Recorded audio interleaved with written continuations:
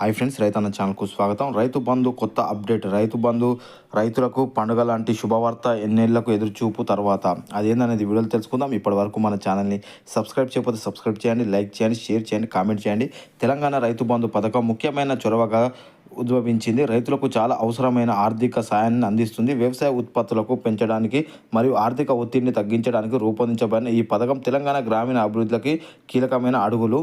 వరి రైతులకు సాయం చేయడానికి మొదట ప్రారంభించిన రైతు బంధు రాష్ట్ర వ్యాప్తంగా ఉన్న రైతులకు చుట్టుముట్టేలా దాని పరిధిని క్రమంగా విస్తరించి ప్రారంభం నుంచి ఇప్పటి నుంచి ప్రత్యక్షంగా ఆర్థిక సాయాన్ని అందించడం ద్వారా వేలాది మంది రైతులకు ప్రయోజనం కూర్చుతుంది. అయితే ఆలస్యంగా పంపిణీ చేయడం వల్ల లబ్ధిదారులకు, ముఖ్యంగా చిన్న సన్నకారు రైతులకు ఆందోళన చెందుతున్నారు. దీనికి గుర్తించి కాంగ్రెస్ ప్రభుత్వ నేతృత్వంలో రేవంత్ రెడ్డి ప్రభుత్వం పంపిణీ ప్రక్రియను వేగవంతం చేసింది. అర్హులైన రైతులకు నిధులు మరింత త్వరగా చేరేలా చూసేందుకు మార్చిలో 5 ఎకరాల వరకు ఉన్న రైతులకు వేగంగా చెల్లింపులు జరపాలని ఈ చర్యలో విస్తృత ప్రాచుర్యం పొందింది.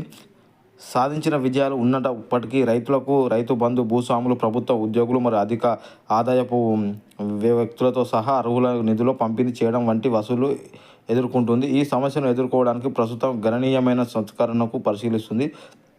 ప్రతిపాదన మార్పులు చేయడం జరిగింది. వ్యవసాయ తరహా హోల్డింగ్లను మినహాయించి సాగు చేసిన వ్యవసాయ భూములకు ప్రయోజనాలు పరిమితం చేయడం, 5 ఎకరాల కంటే తక్కువ ఉన్న రైతులకు ఆర్థిక సాయాన్ని పరిమితం చేయడం పథకం ఎక్కువగా అవసరమైన వారికే లక్ష్యంగా నిర్ధారిస్తుంది. ఈ సర్దుబాట్లు సమర్థనలను తొలగించడం మరియు చిన్న సన్నకారు రైతులకు ప్రాధాన్యత ఇవ్వడం ఈ పథకం యొక్క ప్రధాన లక్ష్యంగా సమాన మద్దతులు బలోపేతం చేయడం జరిగింది.